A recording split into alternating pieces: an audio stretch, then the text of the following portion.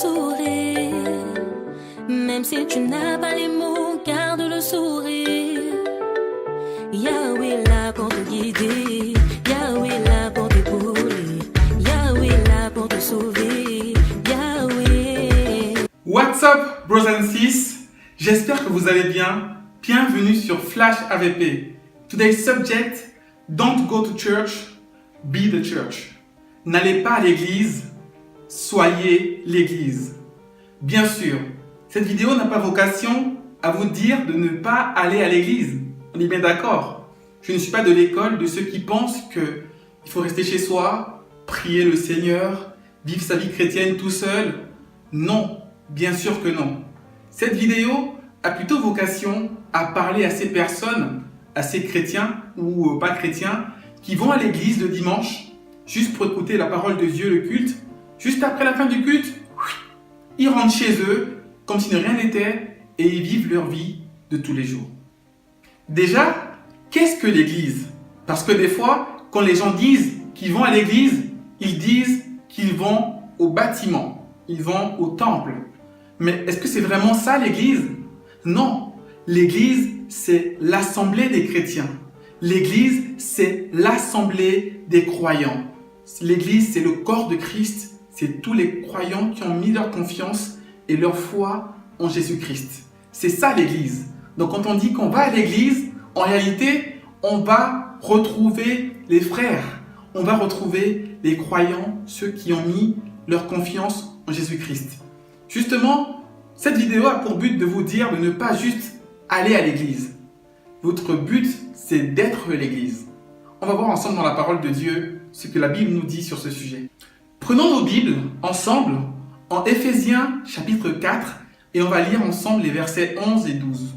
La parole de Dieu nous dit: « Et il a donné les uns comme apôtres, les autres comme prophètes, les autres comme évangélistes, les autres comme pasteurs et docteurs, pour le perfectionnement des saints en vue de l'œuvre du ministère et de l'édification du corps de Christ. » On voit ici que le Seigneur a donné des dons. À chacun dans l'Église, quand on a cru en Christ, on a tous reçu des dons. Et ces dons-là, on doit les mettre au service de l'Église. En gros, on va à l'Église pour l'édification des frères et sœurs. Le don que tu as reçu lorsque tu as cru au Seigneur Jésus, tu dois le mettre au service des frères et sœurs. Et si tu ne connais pas encore ton don, il y a plein de choses déjà que tu peux faire dans le corps de Christ. Là, je vois déjà plusieurs personnes se dire: « Mais moi, je ne peux pas enseigner, mais je ne suis pas un docteur. » Calmez-vous. Il n'y a pas que ça comme ministère. Et déjà, avant de connaître votre don, vous pouvez déjà mettre vos bras au service de l'Église. Ce qui est arrivé lorsque l'Église, dans les actes, a grandi, on avait besoin de mains pour pouvoir libérer les pasteurs du travail manuel ou du service aux tables. On a choisi des personnes dignes de confiance, dignes spirituellement pour pouvoir servir dans l'Église. Regardons ensemble en Actes chapitre 6 et les versets 1 à 3. Vous allez voir qu'il n'y a pas besoin forcément d'avoir un don d'enseignement pour pouvoir servir dans l'Église. Acte 6, les versets 1 à 3. En ce temps-là, le nombre des disciples augmentant, les hellénistes murmurèrent contre les Hébreux, parce que leurs veuves étaient négligées dans la distribution qui se faisait chaque jour. Les 12 convoquèrent la multitude des disciples et dirent: « Il n'est pas convenable que nous laissions la parole de Dieu pour servir aux tables.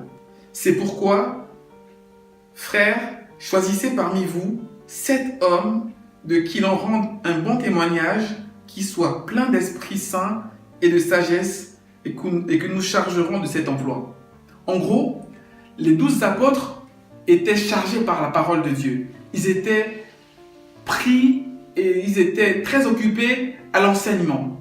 Et pendant ce temps-là, les veuves aux tables n'étaient pas servies.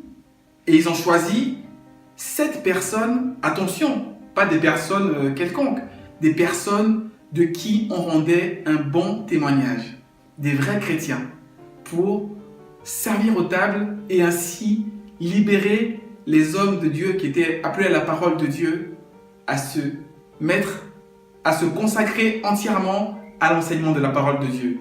Et ces 7 hommes étaient des personnes qui étaient engagées, on peut le lire ensemble.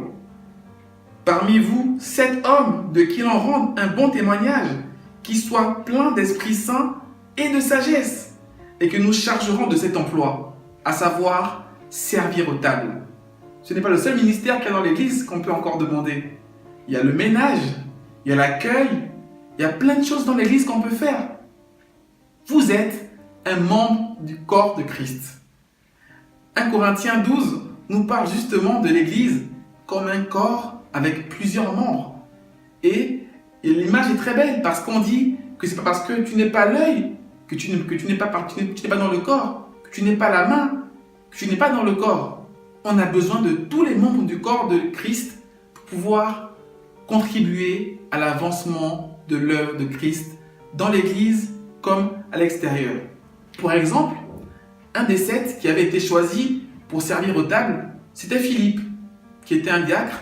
Et vous savez quoi? Philippe a été retrouvé plus tard dans les Actes des Apôtres à baptiser l'eunuque. Vous avez vu? Au départ, vous trouvez un ministère dans l'Église pour servir Dieu fidèlement, même dans les petites choses. Et derrière, Dieu vous révèle votre don. Et là, maintenant, vous pouvez servir dans le don que Dieu vous a donné. Philippe a commencé comme diacre et il a fini comme évangéliste. Il a baptisé l'eunuque. Dieu l'a emmené miraculeusement à l'eunuque pour qu'il puisse lui annoncer l'évangile à partir d'Ésaïe. Et finalement, il finit par le baptiser. Vous avez vu ça? Juste pour mon témoignage personnel, dans toutes les églises où je suis parti, j'ai toujours commencé par faire le ménage. Et franchement, c'est pas un sous-ministère le ménage. Je faisais le ménage dans l'église et j'étais heureux de servir le Seigneur dans le ménage. Je le faisais très très bien et j'étais vraiment engagé dans le ménage. Quelque temps après, le pasteur est venu me voir et il m'a dit « Daryl, je vois que tu es vraiment très fidèle dans ce que tu fais. Laisse-moi te demander quelque chose. Est-ce que tu peux faire l'accueil, Daryl ?» Ah, mais bien sûr, pour le Seigneur, je suis prêt à tout. Je veux vraiment être dans l'église et servir le Seigneur dans l'église. Oui, je veux bien faire l'accueil. J'ai fait l'accueil pendant plusieurs mois, toujours fidèlement. Quelque temps après, le pasteur a dit « Mais Daryl, je pense que tu es un jeune motivé, tu aimes la parole. Et est-ce que tu veux faire des petites méditations le dimanche matin ?» Ah bon? Moi? Des méditations le dimanche matin? Mais non, mais c'est un peu trop là. Si Daryl, je pense que tu peux le faire, il m'a dit le pasteur. Je me suis dit, ok, d'accord. J'ai prié le Seigneur. Et finalement, très jeune dans la foi, on m'a confié la tâche de faire des petites méditations bibliques. Vous avez vu? J'ai toujours commencé par faire le ménage. Et au final, on m'a confié des tâches plus grandes. Frères et sœurs, vous devez être l'Église. Vous devez être dans le corps comme un membre qui travaille à l'avancement de l'Église. Arrêtons d'être des chrétiens du dimanche, à aller le dimanche à l'église, à être tout beau, à assister au culte et ensuite à partir juste après le culte, sans communion avec les frères, sans porter les fardeaux des uns des autres. L'église n'est pas le bâtiment. L'église est le corps de Christ, est le corps des chrétiens et nous devons toujours être soudés et nous devons chercher ce qu'on peut faire pour l'avancement de l'Église. Cela me rappelle la parabole des talents. Vous la connaissez? Un maître a confié plusieurs talents à ses disciples et en revenant, les disciples ont montré ce qu'ils avaient fait de leurs talents. Et regardez ce que le maître dit aux disciples fidèles. En Matthieu 25 et au verset 23. Matthieu 25, verset 23, la parole nous dit « Son maître lui dit, c'est bien, bon et fidèle serviteur. Tu as été fidèle en peu de choses, je te confierai beaucoup. Entre dans la joie de ton maître. » En gros, on a confié peu de choses aux disciples et maintenant qu'il a été fidèle dans ces peu de choses, on lui en confiera des grandes. C'est pareil. Commencez par être fidèle dans les petites choses, dans l'aide dans l'église, dans les ministères dans l'église. Vous allez voir que le Seigneur vous en confiera de plus grandes. On a parlé du ménage, mais il y a plein d'autres ministères. Il y a l'accueil, il y a s'occuper des enfants, et j'en passe. Il y a plein de choses à faire dans votre église. Allez voir votre pasteur, demandez ce qu'il y a à faire. Je suis sûr qu'il ne vous dira pas, il n'y a rien à faire, tu peux rentrer chez toi. Non, il y a des besoins dans l'église. Alors, ne restez pas oisifs et aidez à l'avancement de l'œuvre du Seigneur. Ces 7 diacres qui ont été choisis par les 12 ont finalement apporté une aide énorme aux 12 en servant aux tables, ces veuves, et les 12 ont pu se consacrer entièrement à l'enseignement de la parole. Vous voyez, il faut que vous trouviez votre place dans votre église. Il faut que vous trouviez votre place dans votre assemblée. Et c'est pas tout. Être l'église, c'est aussi partager la communion avec les frères. Comme je le disais tantôt, on doit porter les fardeaux les uns des autres. On doit dire aux autres ce qui ne va pas. On doit échanger. On doit s'encourager. On doit s'exhorter. Toutes ces choses font qu'on est dans le corps de Christ et qu'on aide l'avancement du Seigneur. Priez les uns pour les autres. Cela est impossible quand on vient à l'église le dimanche et qu'on repart directement après, sans savoir les besoins que les autres personnes ont. Comment aider des personnes dont on ne connaît pas la vie, dont on ne connaît pas la situation? Il faut être l'église. Il ne faut pas juste aller à l'église le dimanche et ensuite vivre sa vie. Non, quand on est chrétien, Christ nous met dans un corps. On est un membre et tous les membres doivent vivre ensemble. Quand un membre pleure, tout le monde pleure avec lui. Quand un membre se réjouit, tout le monde se réjouit avec lui. Brothers and sisters, je vous laisse avec un verset. Galates 6:2. Portez les fardeaux les uns des autres et vous accomplirez ainsi la loi de Christ.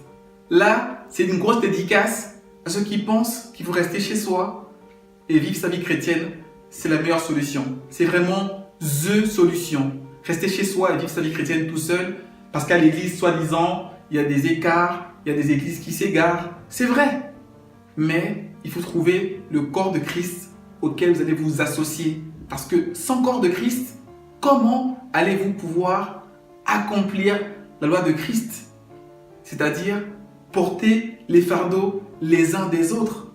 Vous avez vu? Si vous voulez vivre votre vie chrétienne tout seul, ça ne peut pas tenir la route. Parce que vous ne pourrez en aucun cas accomplir la loi de Christ énoncée dans ce verset en Galates 6:2. D'accord? Alors, je vous laisse là-dessus. Je vous en supplie, cherchez le ministère dans lequel vous pouvez servir dans votre église. Car on a été sauvés pour de bonnes œuvres. Et parmi ces œuvres, il y a aussi le service dans l'église. Qu'est-ce que vous faites pour faire avancer l'œuvre du Seigneur? Brothers and sisters, don't go to church, be the church. Que Dieu vous bénisse. N'oubliez pas de garder le sourire.